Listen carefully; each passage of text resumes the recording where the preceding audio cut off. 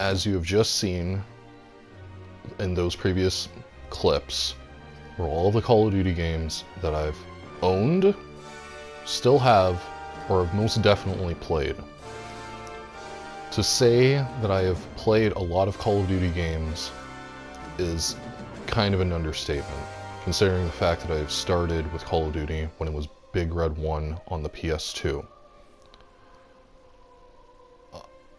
I have never in my life have been so disappointed with Call of Duty as a whole, with just how the beta went with Infinite Warfare.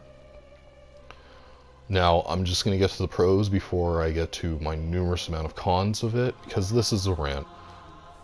I can't even fathom everything that happened with the beta. As you're seeing in the gameplay, this is Overwatch. This is all of us being Torbjorns.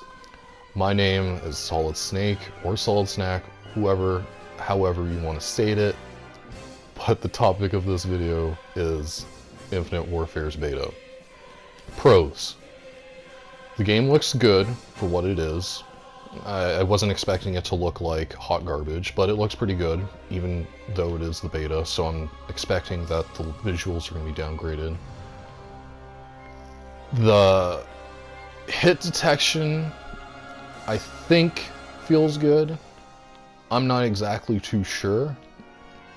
My general perception that it looks good. I mean, generally speaking, Infinity Ward has the better edge with the hit detection. That's kind of it for me. Now, my history with starting out with the beta is that I got it on Friday, was waiting, checked my friends list, they were waiting, checked the forums, everybody else was waiting. It was just a big mess. So I finally get on to do a couple of the matches, and the first couple matches is obviously the learning process, as I would like to call it for every other Call of Duty game.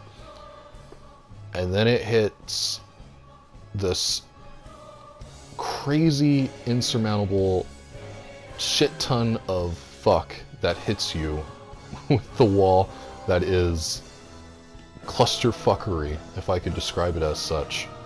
So, con number one is the spawns are horrible. They are abysmal. They are absolutely painstakingly just annoying. You basically spawn, die, and it feels like you're in this perpetual spawn trap consistently through every match. Second problem is most of the guns feel like they all generally do about the same amount of damage. From my understanding is that it's somewhere between 3 to 4 shot kill for most of the guns, except for the sniper rifles, which that's a whole other con on it to itself. So the issue becomes is that if all the guns shoot about the same amount of damage for each one of them, then it becomes the gun with the most fire rate will most likely win. But the problem is that the time to kill is so low in the game that you feel like you're being constantly melted all the damn time, despite the fact that it's supposed to be a 3 to 4 shot kill for every freaking gun. And then you add on top of the fact every rig's payload weapon that melts you just as fast, if not faster. So the time to kill was already super fast. You add the payload weapons that basically melt you even faster than a regular gun. So if you die in a second, you're dying in half a second. So whatever time you have to react, you don't get any time to react because of just how fast you die. And then you add on top of that with the spawns, so you can kind of see where I'm going. Third problem is the maps. And this leads into kind of like, I wish they kind of went one direction instead of trying to do this like, we're gonna appease to everybody. If they made it boots on the ground, the maps would be fine, because the maps are feel like they're designed like they were for Modern Warfare 2 or Modern Warfare 3 type of gameplay. But you add in the boost mechanics, and all of a sudden the maps that would feel generally bigger or a medium size for Modern Warfare 2 and Modern Warfare 3 feels really freaking small in a game that allows you to move a hell of a lot faster. And considering the fact that there is no sprint cooldown, you just sprint forever. So you can get from one end of the map to another in a matter of seconds. So the map's layout feels smaller because of your movement. And on top of the fact is that as much as they like to tote this 3 lanes thing, there's so many avenues to get to a location that you can't just cover one location or assume that wherever your enemy is spawning is going to be spawning in that direction. There's no flow to the map. You just basically get hit, you die, you respawn, you get hit somewhere else, you die, and you think you're going to get hit one direction, and then you get hit from behind. So it's like, what are you supposed to do? You can't react because you die too fast, and you can't predict specifically where your enemy's coming because the maps are designed where you can come at your enemies at all multiple directions, and then you add the boost mechanic on top of it, and it's like, what are you supposed to do?